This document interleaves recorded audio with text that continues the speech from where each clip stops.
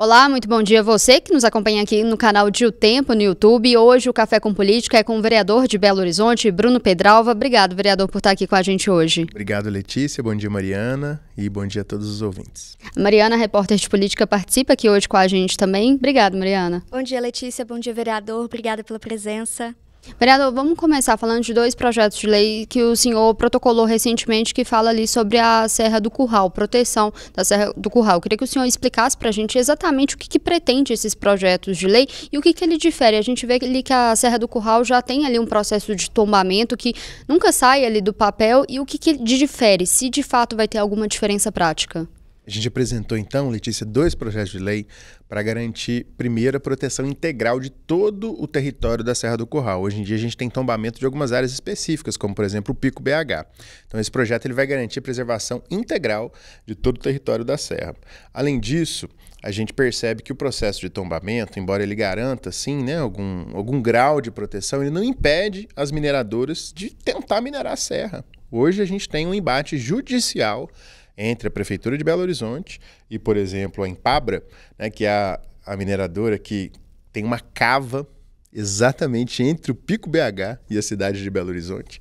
E a Empabra insiste em tentar minerar a serra. Então, esse projeto de lei ele vai garantir preservação integral da Serra do Curral, que vai ser definida, né, aprovando o projeto, como um monumento natural, que tem um grau de proteção muito rigoroso dentro da legislação ambiental brasileira. Além disso, nós estamos inovando e trazendo um conceito que os movimentos indigenistas, os movimentos ambientais latino-americanos trabalharam no Equador em torno da Pachamama, né, do conceito da Pachamama na Constituição do Equador, que é transformar a Serra do Curral num sujeito de direitos. A gente costuma olhar o meio ambiente muito como objeto, mas essa ideia é transformar, não. A Serra do Curral também tem direito de preservar suas matas, de preservar suas nascentes. A Serra do Curral também tem direitos. Então esse é o segundo projeto que nós apresentamos e eu espero que a gente consiga, na Câmara Municipal, unanimidade para a gente aprovar esse projeto e fortalecer a luta pela preservação desse símbolo cultural, ambiental, histórico da cidade de Belo Horizonte.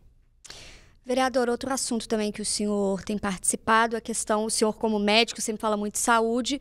Vamos estender um pouco para Estado, porque recentemente, até o Tempo noticiou que fecharam-se alguns leitos no hospital Amélia Lins. E está num processo de terceirização, está tendo debate, inclusive, na Assembleia Legislativa sobre isso, mas é um hospital que, apesar de ser estadual, ele está localizado em Belo Horizonte, os impactos, eles são em Belo Horizonte, inclusive com transferência de pacientes para o João 23, né? Queria saber um pouquinho, o senhor como vereador e também a Câmara Municipal, como que participa desse debate e como que dialoga com o Estado de Minas Gerais. Bom, Mariana, esse é um tema que tem me tirado o sono.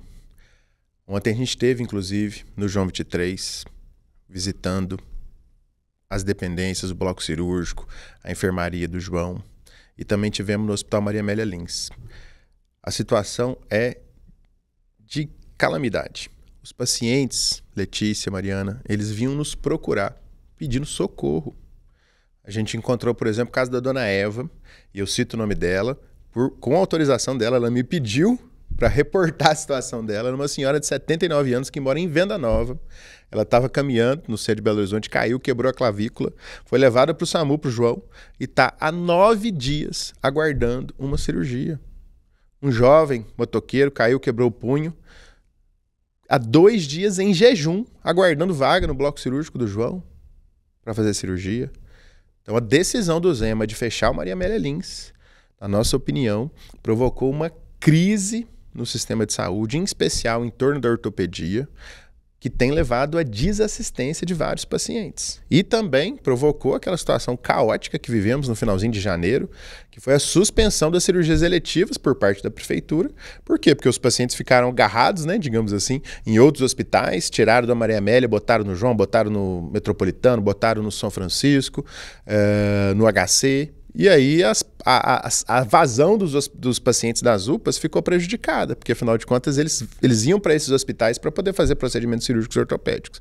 Então, cerca de 1.500 pessoas tiveram as suas cirurgias programadas canceladas. É o caso da Dona Maria, que está com uma dor no joelho, do Sr. João, que tem uma hérnia de disco, que são procedimentos mais eletivos, mais programados da cirurgia. Então, assim, em síntese, fechar o Maria Amélia Lins por motivos que não justificavam o seu fechamento, provocou essa crise no sistema de saúde, provocou desassistência e ficou muito claro que o que eles querem é privatizar. Então a gente discute muito, né, que às vezes os gestores mais liberais destroem para privatizar, e isso ficou claro no que fizeram no Maria Amélia Lins. Detalhe um pouco melhor, gente. Eles fecharam o bloco cirúrgico, Letícia, do Maria Amélia Lins, com a justificativa de que um aparelho chamado intensificador de imagens, que é um raio-x móvel, digamos assim, que os ortopedistas, a equipe cirúrgica, precisa fazer durante um procedimento cirúrgico para saber se o osso está alinhado ou não está alinhado. Eles vão fazendo raio-x lá durante o procedimento para saber se está correta, né, a intervenção, enfim, a fixação daquele osso. No entanto, o Amélia Lins não faz só cirurgias ortopédicas, ele faz cirurgias plásticas reparadoras, ele faz cirurgias também de tendões, então não precisava ter fechado 4 salas cirúrgicas por causa de um aparelho. Segundo, justificaram que não, vamos aproveitar e fazer uma obra que está precisando aqui no bloco cirúrgico. Mas você podia ter feito a obra em etapas. Fecha 2 salas, mantém as outras 2 funcionando, enfim, não precisava fechar todo o bloco. Na realidade, a gente descobriu que eles têm uma tese na FHEMIG de que não precisava do Maria Amélia Lins, que o João 23 ia dar conta de tudo. Eles aproveitaram, entre aspas, essa situação para testar essa tese.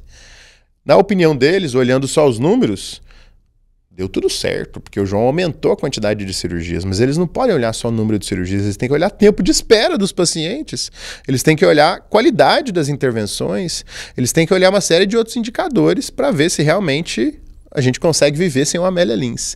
E aí, apesar do anúncio da FHEMIG, no momento do fechamento do hospital, de que ele seria reaberto assim que fizesse a reforma, assim que consertasse o aparelho, eles anunciam, nos 44 do segundo tempo, terceirização. Vão entregar o Hospital Maria Amélia Lins para outra entidade, pública ou privada. Dentro das privadas pode ser inclusive uma OS, pode ser uma dessas OS que está no Rio de Janeiro, por exemplo, condenada por corrupção. A gente sabe disso, né? As OS no Rio e em São Paulo têm sido um antro de desvio de recurso público da saúde. Não são mais eficazes que a administração direta. A gente tem, por exemplo, exemplos lá em São Paulo, né, que gastam muito mais dinheiro, né, e entregam muito menos atendimentos, cirurgias, procedimentos do que o setor público. Inclusive, 5 ex-governadores do Rio de Janeiro, né, foram presos, estão processados, a maioria deles envolvendo corrupção na saúde com essas OS. Então, assim, nós estamos trazendo para Minas Gerais um modelo que está derrotado em outros estados. Então, assim, é grave a ponto de, conforme o Tempo noticiou com exclusividade, o Ministério Público ter levantado, sim, a possibilidade de que o fechamento do Maria Amélia Lins foi para terceirizar. E levantou, né, a possibilidade de ter sido uma ação realmente criminosa, porque levou à desassistência. Não precisava ter feito o que eles fizeram para justificar, inclusive, terceirização. Então, foi uma ação que realmente, na minha opinião, tem que parar, né, na justiça para resolver essa grave crise que a gente está vivendo na cidade. Senhor, como vereador, não sei se ali, em parceria, né, em trabalho em conjunto ali com os deputados, pretendem fazer algo efetivo, alguma ação efetiva? Claro, a gente já denunciou ao Tribunal de Contas do Estado. Ontem, inclusive, nós tivemos uma reunião com o presidente do Tribunal de Contas, do TCE, o Durval Ângelo, que também está muito sensibilizado com essa situação, já nomeou o relator, o desembargador relator do processo. A nossa intenção é, primeiro, cobrar da FHEMIG a reabertura imediata do Hospital Maria Amélia Lins, com a FHEMIG assumindo a sua responsabilidade de gestão do hospital. Nós somos contra a terceirização. E segundo, nós estamos também junto ao Ministério Público, dando todas as informações que temos, né, a partir do nosso trabalho aqui, vivendo a realidade do sistema de saúde, para que a gente realmente abra um processo, um inquérito de investigação das motivações, né, e das decisões dos gestores, porque a gente acredita que foi uma ação criminosa mesmo e que precisa, sim, de uma investigação e de uma punição para os responsáveis por isso. Além disso, o Zema, na sua sana privatista, ele também está propondo o fechamento, não agora em curto prazo, mas dentro do período de 4 anos, de outros 4 hospitais da FHEMIG.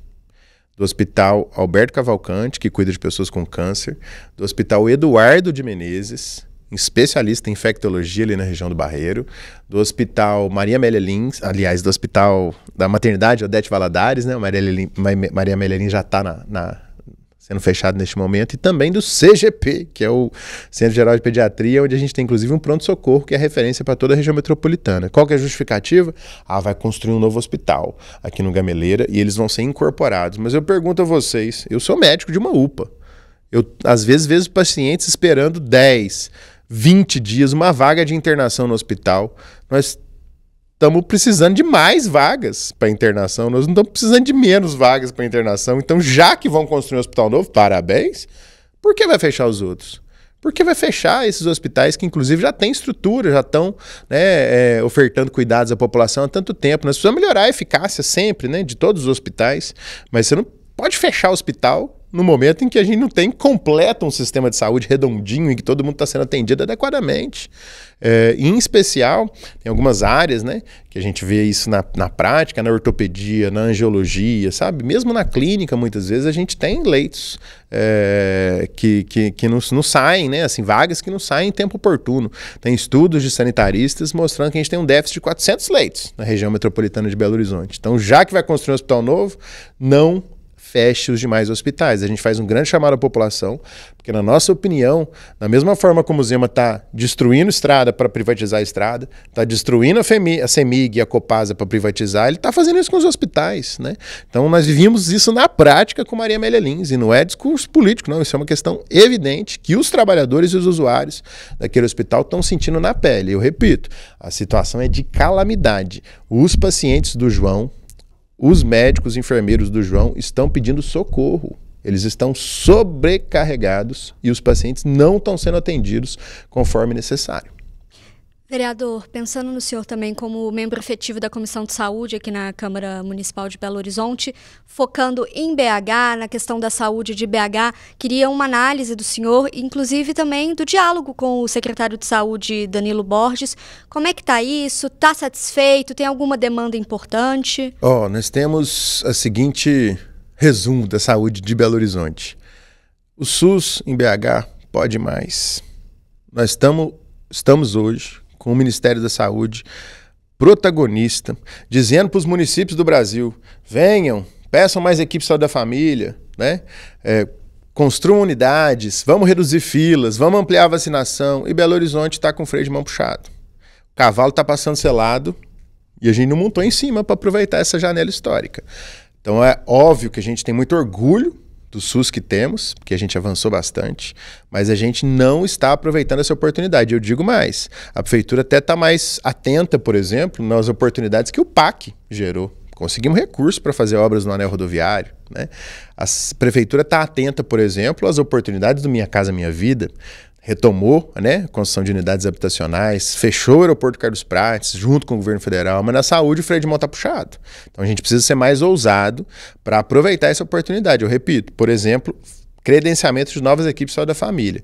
Não adianta a gente ficar só apagando incêndio em um hospital, a gente sabe disso, é um aprendizado histórico, né, não só da reforma sanitária, da construção do SUS do Brasil, mas de todo mundo, de que o que resolve é a atenção primária. Não sei como é que é a experiência individual de vocês, mas os centros de saúde de Belo Horizonte, em alguns setores em especial, eles oferecem um cuidado muito melhor do que a Unimed. Não tem a menor dúvida disso, gente. Eu sei que falo como médico de família de 15 anos de prefeitura de Belo Horizonte, a gente consegue às vezes cuidar com mais qualidade técnica, né, do que plano de saúde, do que médico do setor privado, né, porque são profissionais especializados, né, no cuidado integral, né, os famosos médicos e médicas de família e comunidade, enfermeiros também, que são capacitados para isso, que estudam muito, que são vinculados à residência e que ofertam cuidado de muita qualidade. No entanto, a gente precisa ampliar isso, nós precisamos desses especialistas na atenção primária. Não dá para levar cardiologista, endocrinologista para todo posto de saúde, mas nós precisamos de ter bons médicos, boas médicas, bons enfermeiros,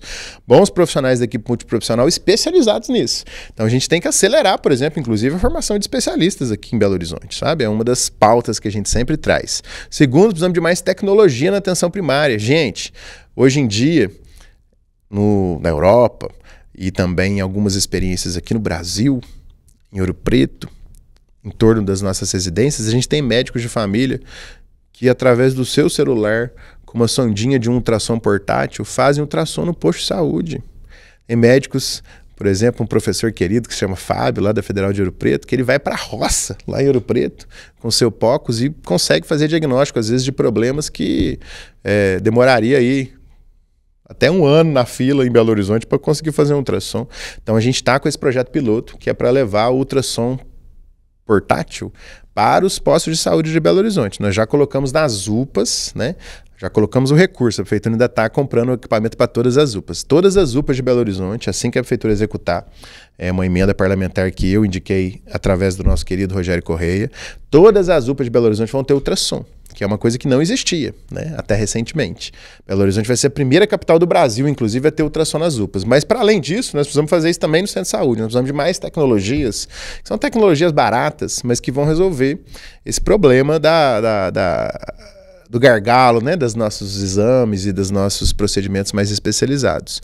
Então, assim, em síntese é isso. O SUS-BH pode mais. Nós queremos uma gestão aqui do SUS que seja mais ousada e que esteja mais concatenada com esse projeto nacional, né, do presidente Lula de ampliação do atendimento, né, dos mais médicos, das equipes de saúde da família, de ampliação da vacinação e de redução das filas de cirurgias e exames especializados. Mariana puxou falando da relação ali com o secretário, e numa relação geral com a prefeitura, como que está isso? A gente vê que o prefeito Fuad tirou algumas licenças por conta do estado de saúde, o Álvaro Damião está tocando ali a prefeitura. Como que o senhor avalia essa gestão do Damião? E uma outra questão, o PT no segundo turno apoiou o Fuad. Ali tinha nos bastidores fala ali de um acordo do PT, indicar alguns nomes para algumas secretarias e até então não saiu. A prefeitura vai cumprir isso, esse acordo? Como que estão essas conversas? Sim, a gente apoiou com muita certeza e muita dedicação o Fuad no segundo turno. Porque a gente não tem a menor dúvida de que neste momento da história do Brasil, a gente tem 2 projetos. Um projeto autoritário, ultraliberal, conservador, em torno do bolsonarismo, da turma do Zema, e um outro projeto democrático, né, mais amplo, em torno de crescimento, com justiça social, que o presidente Lula é um exemplo disso. O Fuad, né, ao longo desse processo, ainda que a gente tenha tido algumas diferenças aqui em Belo Horizonte, na condução das políticas, como, por exemplo, a questão de corte de árvores, a realização do Stock Car, a gente foi muito crítico àquilo, né? O Fuad, ele é desse campo democrático, né? Eu definiria o Fuad como uma pessoa liberal, mais de direita, mas democrático. Ele não é bolsonarista, né? E, portanto, naquele momento era nossa obrigação somar todas as forças para evitar o negacionismo, né? Evitar que as mentiras, que as fake news comandassem a nossa prefeitura de Belo Horizonte. Foi uma vitória histórica, que Fuad, né, junto com essa aliança ampla dos democratas, conseguiu aqui na cidade de Belo Horizonte. Fuad enfrentou, inclusive, uma batalha muito dura, né? Eu conversei com ele logo depois do processo eleitoral. Ele estava, assim, por um lado, magoado com ter sido, inclusive, né, pintado como uma pessoa, né, depravada, né? Enfim, com aquelas mentiras que fizeram, né, em relação aos livros que ele escreveu, né? Eu fico muito feliz de ter um prefeito escritor, né? Muito melhor do que um prefeito lacrador de rede social, como tem em alguns lugares do Brasil. Mas o Álvaro Damião está conseguindo seguir essa linha do Fuad? Eu sinto que o Álvaro, na minha opinião, está fazendo um bom governo. E ele está conseguindo, inclusive, trazer assim, uma dinâmica de comunicação melhor à prefeitura. Ele é muito carismático e muito comunicativo, né? Como a própria profissão. E eu estou fazendo uma avaliação positiva do governo. Tivemos alguns problemas, algumas divergências, por exemplo, em relação à condução lá da greve na educação, dos terceirizados. Mas eu acredito que, de modo geral, o Álvaro está se saindo muito bem. E a gente espera que essa gestão democrática, né, da Prefeitura de Belo Horizonte possa continuar, né? A situação do Fuad nos preocupa, né? Como eu disse, ele queria muito ser prefeito e eu imagino, né, embora eu não tenha informações privilegiadas, que ele ainda tem esse desejo, mas a gente precisa o mais rápido possível, né, que a Prefeitura de Belo Horizonte, que o próprio Fuad, que a família, que o Álvaro tenham a maturidade para entender esse momento. Se realmente o Fuad tiver condições de voltar, queremos que ele volte, mas se não tiver condições de voltar, que a gente possa dar um passo à frente para que Belo Horizonte tenha um comando, né, para suas relações na Câmara, com a cidade de modo geral, né? O Álvaro Damião tem conseguido cumprir ali os acordos, no caso ali do PT das eleições, né? Para o PT apoiar, teria sido acordada ali uma secretaria que até então ali não saiu, se esses acordos estão sendo cumpridos. Até porque eu queria entender também até que ponto essa situação do Fuad estar ali internado, o Álvaro ser interino, até que ponto talvez isso possa travar uma decisão, né, do Damião para tomar uma decisão de colocar um secretário, fazer alguma troca. Primeiro que o PT não fez acordo com o Fuad de compor governo. A gente fez uma aliança tática eleitoral naquele momento em torno de programa, do que a gente queria para a cidade, de Belo Horizonte, particularmente das nossas pautas caras, né? Defesa da saúde, da educação, da assistência, da Serra do Curral, do meio ambiente. Então não teve acordo do PT compor a secretaria, né? Ou uma secretaria ou algumas secretarias. Segundo, o Álvaro tem sido muito claro. A ação do prefeito é a ação do prefeito. Eu estou como prefeito interino. Então o Álvaro deixou claro que não vai compor o secretariado neste momento, porque isso é uma função do prefeito, né? Mas a gente já tem ali 3 meses, né, de governo, se isso de certa forma não trava. Tanto que ele está mantendo, né, o secretariado atual em respeito ao prefeito. Eu acho que o Álvaro está muito correto, né? Nós já tivemos vices aí, né, na história do Brasil que não foram vices, né, foram na realidade inimigos implantados, como aconteceu, por exemplo, com Temer e Dilma, né, naquele golpe que até hoje deixa marcas na nossa história. Segundo ponto, caso, né, o PT, né, decida ou num diálogo com a Prefeitura de Belo Horizonte compor esse governo, isso vai ser feito de uma forma transparente e pública. Nós precisamos fazer debates, inclusive dentro do partido, na bancada, para que a gente realmente entre para valer. Na minha opinião, é nossa obrigação contribuir com o governo da Prefeitura de Belo Horizonte, seja como for, porque afinal de contas, né, primeiro que nós não podemos esperar, né, para fazer entregas para o povo de Belo Horizonte para melhorar a saúde, enfim, para enfrentar o problema do trânsito, para implantar passe livre na prefeitura, né, na cidade de Belo Horizonte. Nós precisamos esperar, né, a gente ser governo. Nós queremos que são medidas necessárias para melhorar a qualidade de vida do povo. Nós sempre vamos lutar por isso. Nós temos um programa para a cidade de Belo Horizonte que passa por um pouco desses pontos que eu estou trazendo para vocês aqui, né, da gente garantir tarifa zero no busão, da gente fortalecer a atenção primária, melhorar nosso sistema de saúde, enfim, de garantir a Serra do Curral como um parque nacional. Nós temos ideias, temos propostas para a cidade de Belo Horizonte e nós vamos lutar por elas, seja quem for o prefeito. Segundo, nos interessa sim que a Prefeitura de Belo Horizonte esteja o máximo possível concatenada com as ações do governo Lula. O governo Lula tem feito políticas de reconstrução do Brasil, né, como por exemplo o PAC, né, que são recursos que a gente vai usar para fazer as obras do Anel, Minha Casa Minha Vida, para retomar a construção de moradia popular, a redução de filas, a vacinação, e a Prefeitura de Belo Horizonte precisa estar executando essas políticas aqui, porque isso vai melhorar a vida do povo e também ajudar a gente a vencer as eleições em 2026. Com o nosso presidente Lula, se estiver com muita saúde, vai ser o nosso candidato e nós vamos conseguir dar um passo a mais para garantir um país democrático e popular.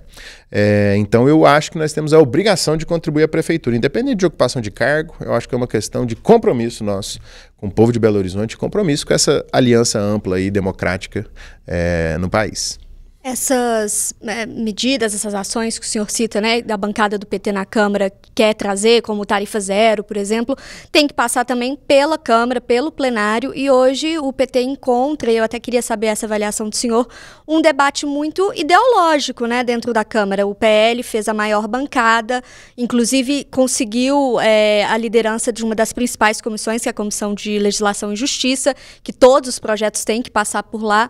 Na última legislatura também teve um pouco desse embate ideológico, apesar de que a gente tem visto que ele está mais forte essa legislatura, né?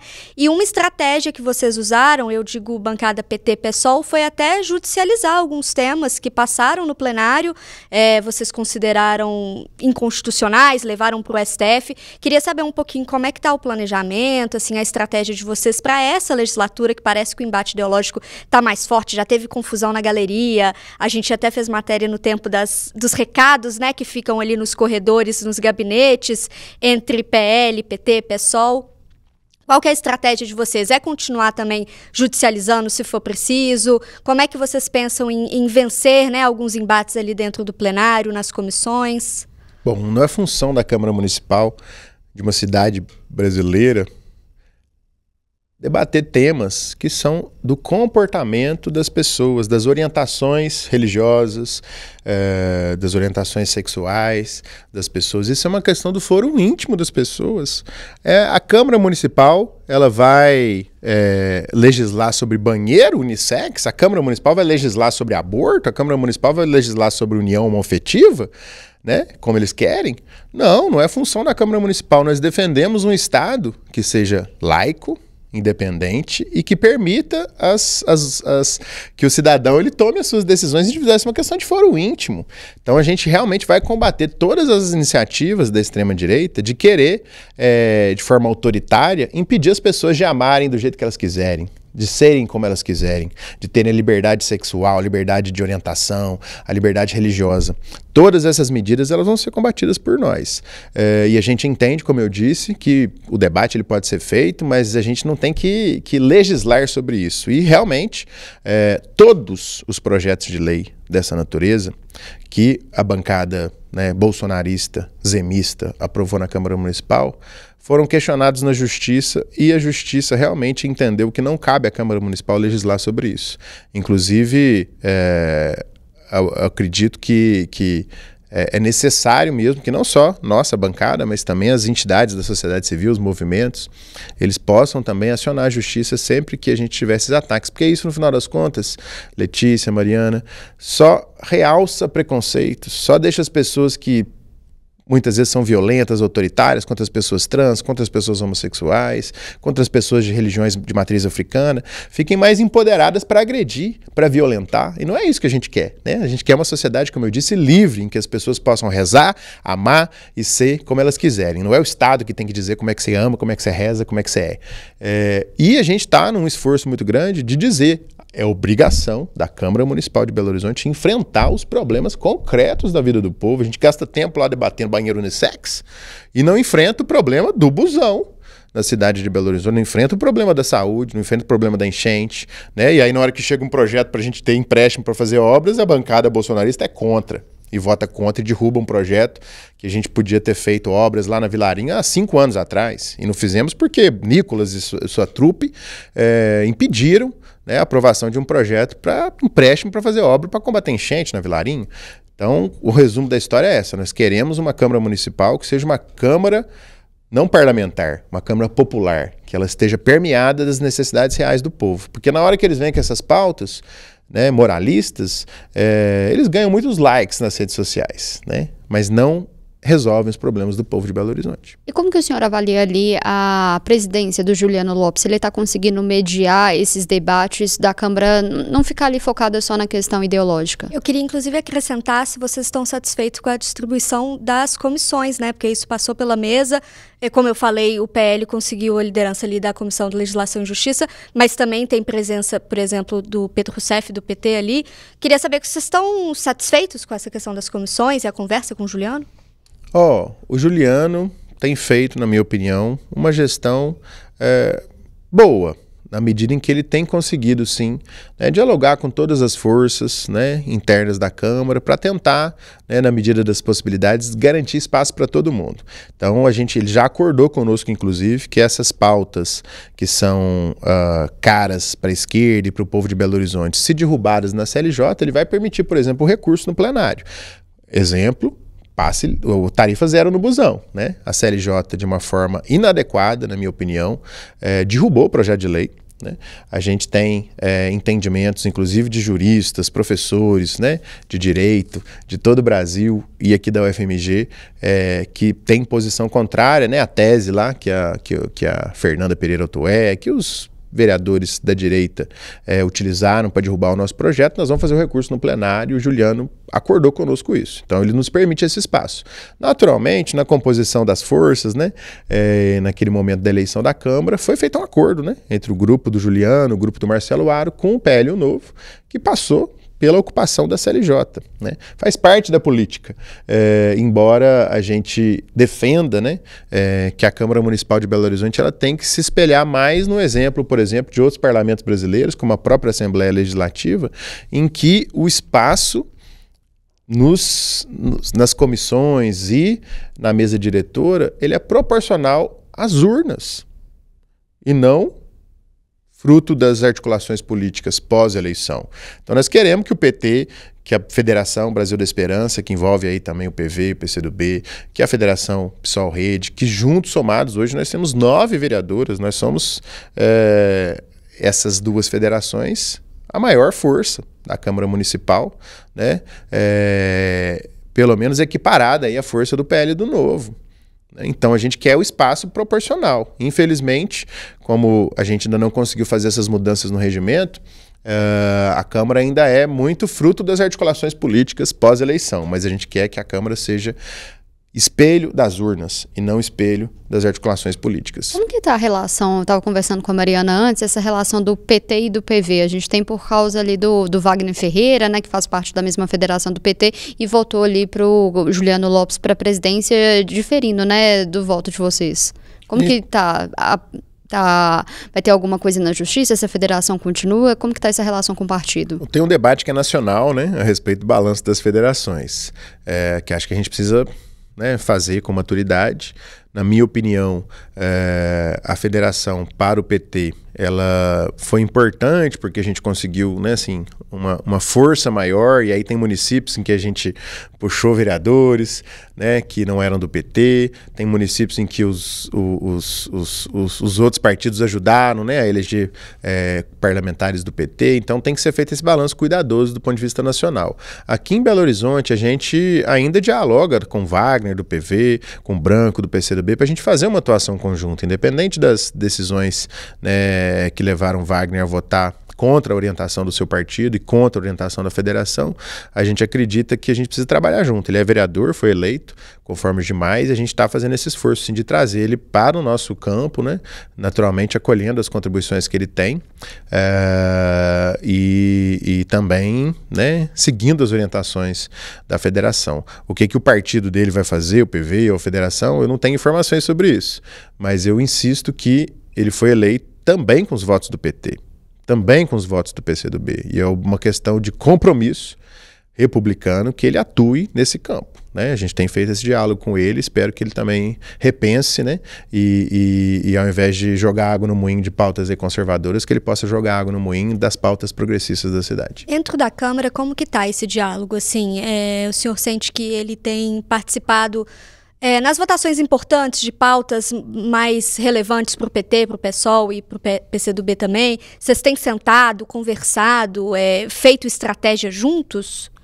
Tentado, né? Na realidade, o Wagner joga já no primeiro mês nosso, depois da eleição, ele acabou saindo do nosso grupo de zap, né, da esquerda da cidade, e a gente entende que ele, enfim, tomou a decisão, mesmo com os apelos, como eu disse, do partido dele, da federação e do próprio FUAD, né, de fazer o seu voto, né, na eleição da mesa, mas eu acredito que isso é passado e agora a gente precisa olhar para frente, né? Como eu disse, a gente dialoga a respeito, é um vereador, né, progressista, um vereador, né, que veio das periferias como nós, sindicalista, e a gente quer que ele esteja realmente fazendo política, né, cada vez mais nesse campo democrático popular, né, e a gente tem dialogado com ele para isso. A gente entende, né, assim como eu disse, né, que os compromissos eleitorais que ele estabeleceu, né, o levaram a esse caminho, mas a gente ainda tem esperança, assim, de que ele atue mais articulado com o nosso campo lá na Câmara.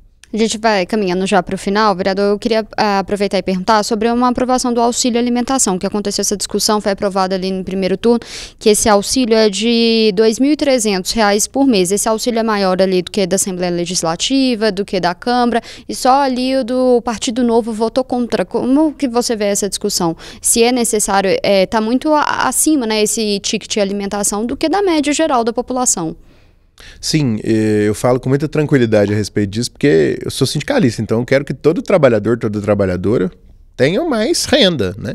E naturalmente eu fico muito feliz quando a gente tem uma classe trabalhadora, né? Uma categoria dentro dos trabalhadores melhorando, né? A sua renda, né? Conseguindo conquista. Nós queremos que isso seja referência para a gente, outras categorias também conquistarem. Os servidores municipais, inclusive, estão em campanha salarial e estão levantando essa pauta. Queremos 10% de reajuste, também queremos um ticket de 2.300. É claro, por exemplo, os mesmos trabalhadores da iniciativa privada, né, graças a esse momento bom da economia brasileira, né? Apesar das fake news bolsonaristas, a economia está crescendo 3% ao ano, o PIB. A gente está tendo uma situação de praticamente pleno emprego, o desemprego está baixinho, muito menos do que na época de Bolsonaro, em que a gente via, né, as pessoas aí na fila do osso. Então, 80% das negociações salariais no ano passado tiveram ganhos reais, né, dos trabalhadores do Brasil, segundo os dados do DIEESE. Isso é muito bom. A inflação de alimentos está alta, a gente sabe disso. Não é questão só culpa do governo federal. Pelo contrário, o Lula isentou, né, os impostos federais de importação do macarrão, né, da carne, do açúcar, do trigo. Em contrapartida, o Zema está fazendo o contrário. O Zema aumentou o imposto sobre a carne. Sabe quanto que o Zema compra de CMS em Minas Gerais? Para o macarrão, 12%. Para o açúcar, 18%. A carne está de 12% a 18%.